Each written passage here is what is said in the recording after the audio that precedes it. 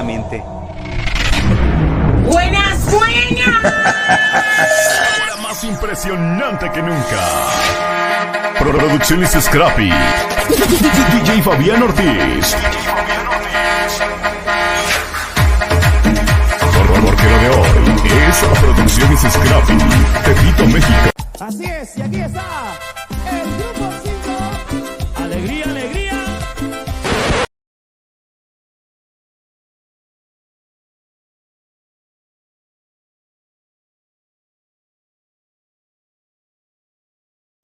Y soy del grupo 5 y hablaremos sobre ámbitos de la aplicación grupal.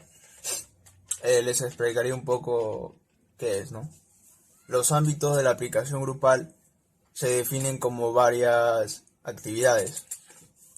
Empezaré explicando lo que son los ámbitos o qué significan. Un ámbito es el término utilizado para hacer referencia a un espacio que tiene unos límites determinados, y ya sean estas reales o imaginarias. Y de igual forma pueden hablarse de las actividades que se desarrollan dentro de una organización o también de una profesión. Como sabemos, hay muchos ámbitos de aplicación de grupos y entre los más importantes están los ámbitos en la educación, en el área de salud y en las organizaciones. ¿Qué es? ¿Qué son los ámbitos de la aplicación grupal? Es la utilización de grupos como espacios de reflexión y experiencia que permiten a sus miembros afrontar procesos de aprendizajes y cambios, que están dirigidos a potenciar el autoconocimiento y la capacidad para comprender las relaciones dentro del grupo. Grupos en el área de salud. Según la Organización Mundial de la Salud, la OMS, el término salud es definido como un estado de bienestar físico, psicológico y social, y no solamente la ausencia de la enfermedad. Los grupos como sistemas sociales desempeñan un papel importante en los múltiples ámbitos de salud, así como en los procesos de integración que los usuarios tienen con las instituciones que representan a estos ámbitos. Por lo general, los grupos de intervención en esta área de salud se han clasificado en 3 orientaciones: grupos terapéuticos, grupos de apoyo y grupos de autoayuda. Los grupos terapéuticos tienen el término en el que distintas formas de aplicación de la práctica clínica, como puede ser la terapia familiar, grupo analítico, comunidades terapéuticas, ejemplo, grupos de alcohólicos y drogodependientes. No se trata de grupos destinados solamente a la curación propiamente dicha, sino al crecimiento, a aportar nuevas experiencias que posibilitarán el renacimiento y reeducación de un sector social especialmente sensible a las propuestas de promoción personal que no encontraba en su vida cotidiana. Los grupos de apoyo, estos están dirigidos a la adaptación de las personas a profesiones circunstanciales que les exigen una gestión nueva a sus capacidades o posicionamiento psicosocial. Tiene como finalidad generar recursos de afrontamiento para manejar la situación de vulnerabilidad y favorecer la canalización adecuada de la agresividad y crear estrategias de soporte social frente a un conflicto. Los grupos de autoayuda tienen el propósito de proporcionar apoyo a sus integrantes y de mejorar la situación que los aqueja, ya sea a través de compartir sentimientos, expresiones, experiencias o problemas que le afectan a las decisiones que tiene que tomar. También tenemos a los grupos de realización, que habitualmente estos son utilizados en ámbitos tanto de salud como de servicios sociales, y se trata de adquirir algún tipo de aprendizaje en estilos de vida, por ejemplo, personas que abandonan una situación de internamiento y reingresan a ese medio social, ya sea a uno nuevo o al mismo. En resumen, los distintos grupos analizados son instrumentos bastante valiosos en las estrategias y en los programas de intervención social, bienestar y calidad de la vida psicosocial, tanto en el ámbito de salud como en la de servicios sociales. La tutorización entre iguales. Pueden afirmarse como un sistema de instrucción constituido por un diada en la que uno de los miembros enseña al otro a solucionar un problema, completar una tarea, aprender una estrategia, dominar un procedimiento, etc. Dentro de un marco planificado, ¿no? Exteriormente. Este método ha resultado ser efectivo en la retención y la comprensión de la lectura, siendo el incremento conseguido comparable también por aquellos alumnos o participantes, ¿no?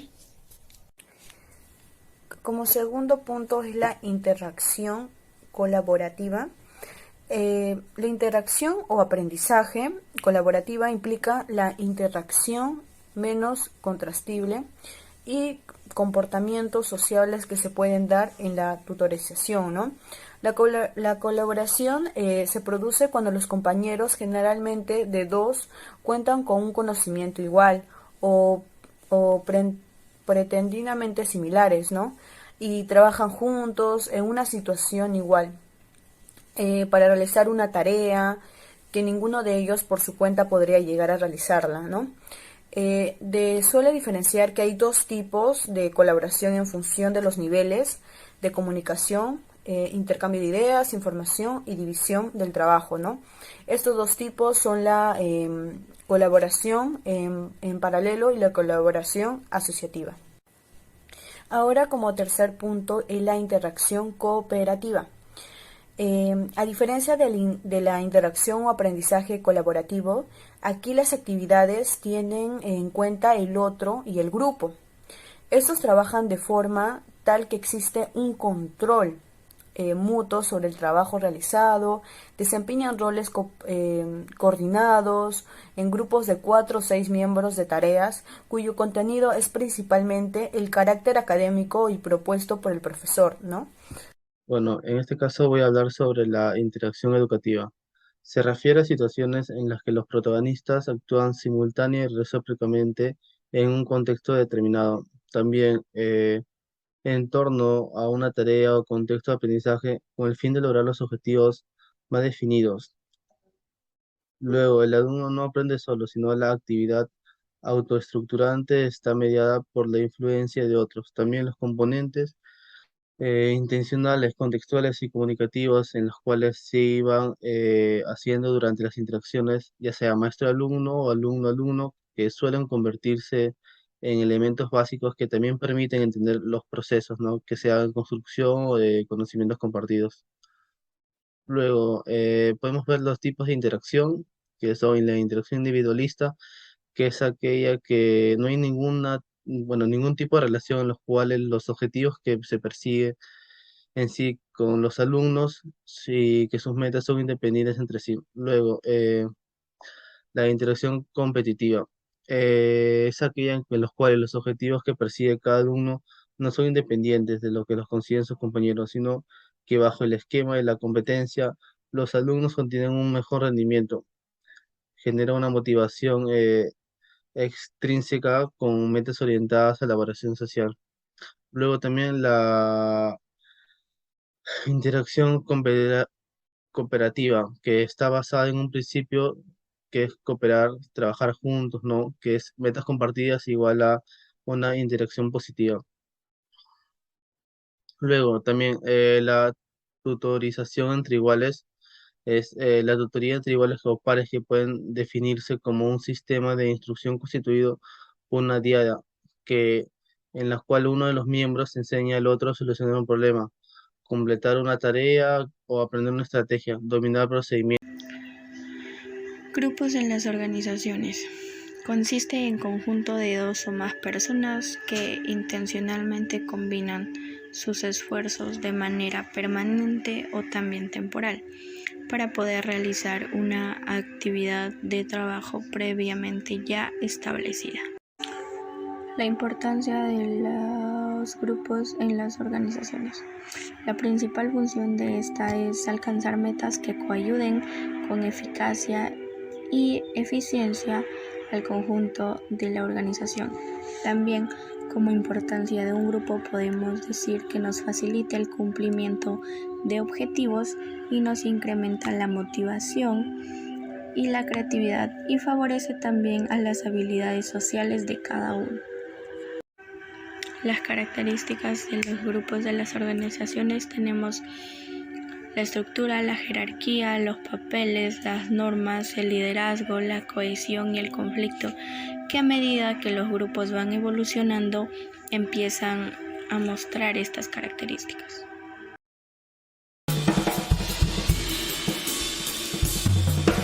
Mi nombre es María García y soy la directora de Relaciones Laborales de Banco Sabadell. Y hoy vengo a hablaros de un factor básico e imprescindible en la vida de las empresas, que es su capital humano. Las personas son el elemento clave de las organizaciones, son las que nos permiten diferenciarnos de la competencia y alcanzar el éxito.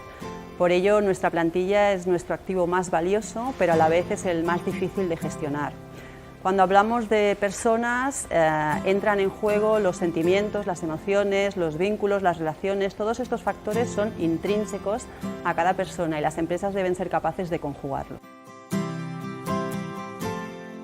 El gran reto que tenemos los y las profesionales de recursos humanos es conseguir que nuestra plantilla siga siendo nuestro factor diferencial. Y para ello debemos trabajar en diversas áreas que nos ayuden a elevar el grado de satisfacción de nuestros empleados y empleadas. Debemos formar managers que sean capaces de dirigir equipos diversos y cohesionados, que sepan potenciar y retener el talento, que nos ayuden a construir confianza y crear colaboraciones. Las personas deben estar siempre en el centro de las organizaciones y para ello debemos aprender cómo son, qué les motiva, qué les preocupa, qué cosas son importantes para ellas. La gestión de los equipos y de las personas en la actualidad debe ir encaminado a dotar a los y las managers de las herramientas necesarias para que puedan tomar decisiones de forma correcta y autónoma. Para ello debemos empoderarlos y formarlos en habilidades que les ayuden a mejorar la gestión de sus equipos día a día. Se mejora el bienestar, así como la satisfacción y la motivación del conjunto de la plantilla. Se aumenta la fidelización y el compromiso con la compañía. En el Grupo Banco Sabadell contamos con un equipo humano de más de 17.000 personas, mujeres y hombres que contribuimos día tras día con nuestro esfuerzo y buena fe a que este sea el mejor lugar para desarrollar una carrera profesional. Por ello, en Recursos Humanos apostamos por un modelo de gestión de personas basado en la meritocracia y en potenciar el talento interno de nuestros empleados. Nuestra principal responsabilidad como gestores de personas es hacer que la plantilla siga siendo nuestro factor diferencial. En mi tiempo libre me gusta desconectar y disfrutar del momento con mi familia. En las organizaciones existen dos tipos, formales e informales. Los formales están formados por la organización para realizar una tarea específica, claramente para las organizaciones. Pueden ser pertinentes y temporales. Los pertinentes son los que se mantienen, los temporales son cuando el grupo se desintegra, cuando la tarea ya finaliza. En el tipo informal es la combinación de los factores formales y la necesidad humana. Tipos de grupos informales, el grupo horizontales, que son formados por los miembros de la organización con más o menos rango, pero que se encuentran en una misma área. Grupos verticales es un grupo formado por miembros que se encuentran en un mismo departamento, pero de distinto rango. Y grupos mixtos o al azar, los miembros están ubicados en niveles diferentes, pertenecientes a diferentes departamentos y a diferente localización física. Etapas del desarrollo en los grupos de las organizaciones. La etapa de formación se caracteriza por la gran incertidumbre en cuanto al propósito, la estructura y el liderazgo del grupo. La etapa de la tormenta es de conflictos internos hasta que los miembros acepten la existencia del grupo. La etapa de la normatividad se caracteriza por las relaciones estrechas y la cohesión. Se institucionalizan las normas. En la etapa de la cohesión, los grupos tienen una estructura interna claramente distinguible que surge en el curso del tiempo. que surgen en el transcurso del tiempo. Ha sido aceptada y es funcional. Y por último, la etapa de su transformación en equipo. Paulatinamente va adquiriendo pautas de eficiencia y productividad en la obtención de las metas fijadas para la organización.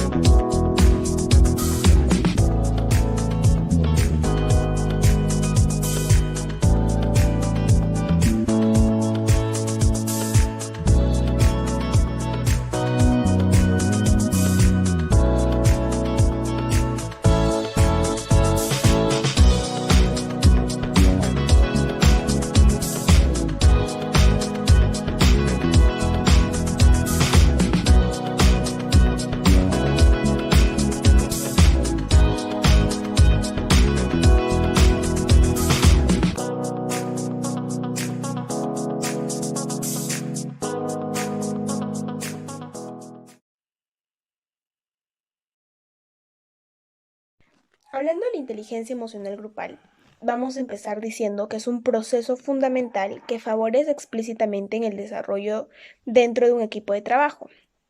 Por ejemplo, si una persona llega a su centro de trabajo con un buen estado de ánimo y al llegar empieza a conversar con las personas y se da cuenta que los demás no tienen esa misma motivación, y al final del día él también se siente cansado, se siente sin motivación, y esto es porque un grupo influye en el estado emocional de una persona.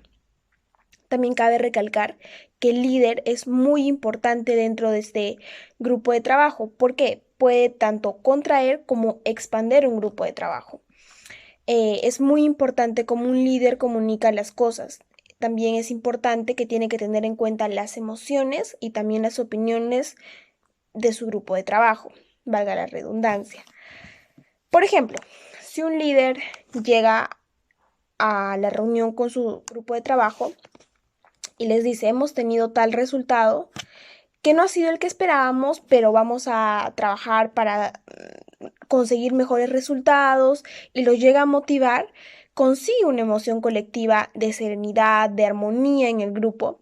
Por ende, para un trabajo final va a conseguir una ambición, que el grupo siga trabajando. En cambio, si el líder viene y les dice: no conseguimos lo que queríamos, no trabajan bien, no hacen esto, no hacen el otro, crea una emoción colectiva de resentimiento en su grupo. Por ende, para un trabajo final va a conseguir la resignación del grupo, va a decir como que nuestro jefe nunca reconoce nuestro trabajo, cosas así. Muchos líderes creen que hablándoles mal o tratándoles con miedo sacan cosas buenas, y eso es totalmente incorrecto, porque un trabajo un grupo necesita una motivación, y es por eso que se necesita también la inteligencia emocional para estos grupos de trabajos y conseguir resultados buenos.